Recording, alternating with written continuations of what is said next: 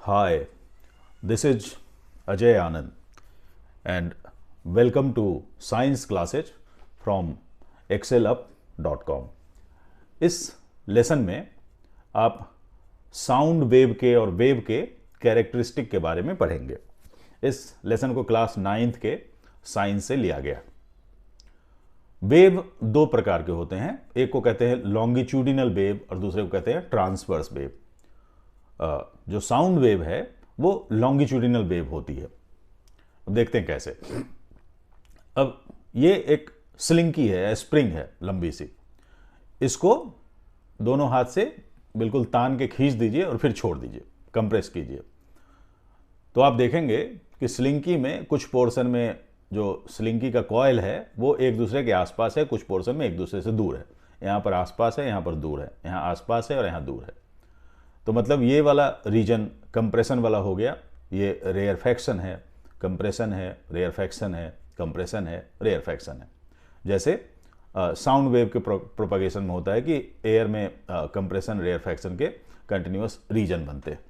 ठीक है, तो यहाँ क्या हो रहा है कि जो स्लिंकी में जो कंप्रेशन और रेयरफैक्शन बन रहे हैं उनका जो डायरेक्शन है वो दाएं से बाएं हो रहा है, और वेव जो ट्रैवल कर रही है वो भी दाएं से बाएं हो रहा है। ठीक है, तो यहां पर वेव का मोशन और पार्टिकल्स में जो डिस्टर्बेंस हो रही है उसका मोशन एक दूसरे के पैरेलल है। पैरेलल इसलिए कहते हैं कि वेव का मोशन तो एक डायरेक्शन में चलता चला जाएगा, लेकिन पार्टिकल का मोशन दोनों साइड होगा, दाएं बाएं बाएं दाएं दोनों होता रहेगा। ठीक है, तो जब मोशन ऑफ वेव और डिस्टर्बेंस इन पार्टिकल्स दोनों एक दूसरे के पैरेलल हों तो हम कहते हैं कि ये लॉन्गिट्यूडिनल वेव है। ठीक है, तो साउंड वेव के केस में क्या होता है कि हवा में जो कंप्रेशन रेयरफैक्शन होता है, जो पार्टिकल में डिस्टर्बेंस होती है वो जिस डायरेक्शन में होती है आगे पीछे, उसी के पैरेलल डायरेक्शन में साउंड वेव चलती है, आगे बढ़ती है। ठीक है, अब यहां पर एक रस्सी है, रस्सी को एक कील से बांध दिया गया एक तरफ, और दूसरी तरफ आप उसको हाथ से झटके दीजिए ताकि वो रस्सी ऊपर नीचे लहराए वेव की तरह, ऐसे ऐसे। ठीक है, अब इसमें क्या हो रहा है कि रस्सी के जो पार्टिकल में डिस्टर्बेंस हो रहा है वो ऊपर से नीचे, नीचे से ऊपर की तरफ ऐसे ऐसे हो रहा है, और वेव का मोशन कैसे हो रहा है वो यहां से इस डायरेक्शन में जा रहा है। ठीक है, तो जब वेव का मोशन और पार्टिकल में डिस्टर्बेंस का डायरेक्शन एक दूसरे के परपेंडिकुलर हो, एक दूसरे से 90 डिग्री का एंगल बनाए, तो हम कहते हैं कि ये ट्रांसवर्स वेव है। ठीक है, साउंड वेव लॉन्गिट्यूडिनल वेव है, जैसे स्प्रिंग में मोशन होता है आगे पीछे, और रस्सी का जो मोशन है वो ट्रांसवर्स वेव का एग्जाम्पल है। अब देखते हैं कि कैरेक्टरिस्टिक्स ऑफ साउंड वेव क्या क्या होती है। तो साउंड वेव की कैरेक्टरिस्टिक होती है frequency, amplitude, speed, time period, wavelength, जो किसी भी वेव का होगा। अब ये स्पीकर है, ये आदमी गा रहा है, आलाप ले रहा है, और इसके कारण हवा में compression rarefactions, compression rarefaction, compression rarefaction के जोन बन रहे हैं। अब इसको कंपेयर करते हैं हम रस्सी वाले वेव से, तो समझने में सहूलियत होगी। तो इसमें क्या होता है, एक टर्म आता है एम्पलीट्यूड। अब जब वेव में ऑसिलेशन होता है किसी चीज में, जब पेंडुलम मोशन होता है, हार्मोनिक मोशन होता है या रिपीटेटिव मोशन होता है, जिसको ऑसिलेशन कहते हैं, तो क्या होता है, एक मीन पोजीशन होता है जो ये ब्लू लाइन है, और मीन पोजीशन के ऊपर नीचे या दाएं बाएं पार्टिकल का मोशन मूवमेंट होता है जिसके कारण वेव बनती है। ठीक है, तो मीन पोजीशन से जो सबसे एक्सट्रीम पोजीशन पर पार्टिकल जाता है, इधर या इधर, उस लेंथ को कहते हैं एम्पलीट्यूड।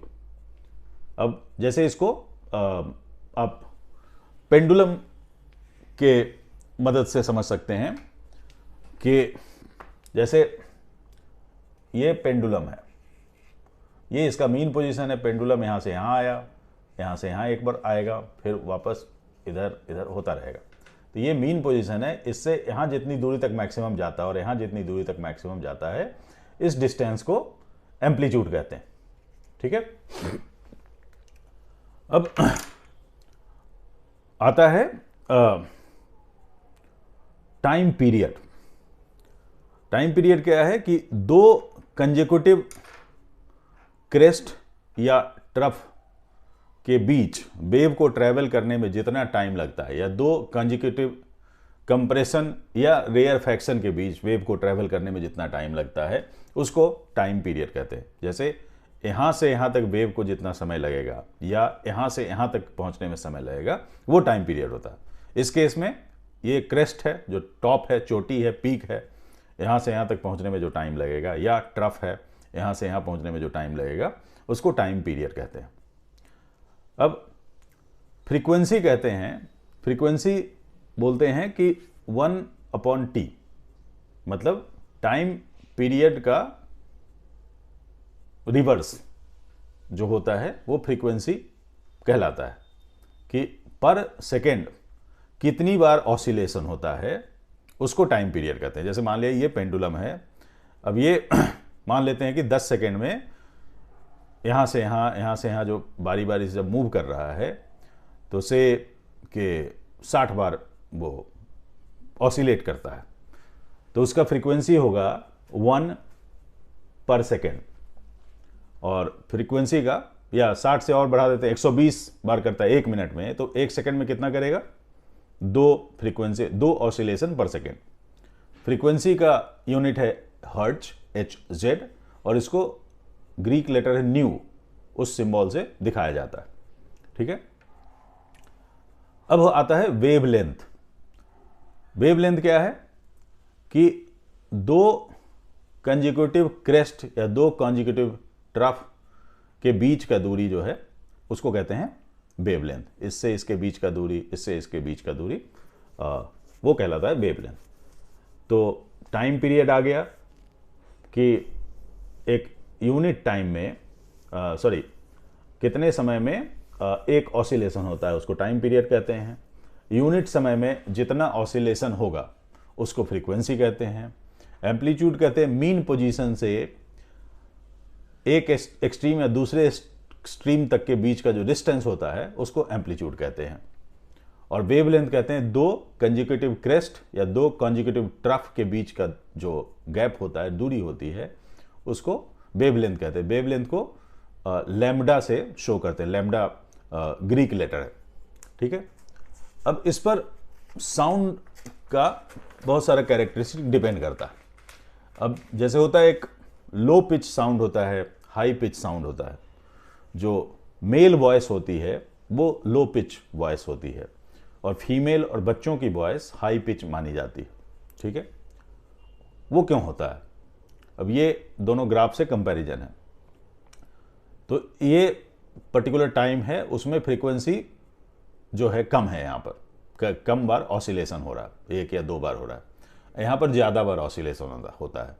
तो जब कम फ्रीक्वेंसी होती है तो उससे कम पिच का साउंड निकलता है, लो पिच साउंड निकलता है। जब ज़्यादा फ्रीक्वेंसी होती है तो हाई पिच साउंड निकलता है।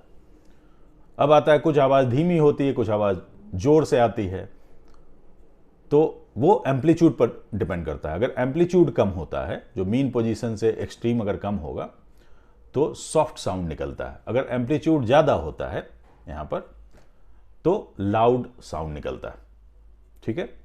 तो लो पिच साउंड में क्या हो गया कि फ्रीक्वेंसी कम हो गई, हाई पिच साउंड में ज़्यादा फ्रीक्वेंसी तेजी से घूम रहा है, सॉफ्ट साउंड में कम एम्पलीट्यूड है, लाउड साउंड में ज़्यादा एम्पलीट्यूड है। ठीक है। तो जैसे अब ढोल को अब ज़्यादा जोर से हिट करेंगे तो ज़्यादा जोर की आवाज़ आएगी, धीरे से हिट करेंगे तो धीमी आवाज़ आएगी।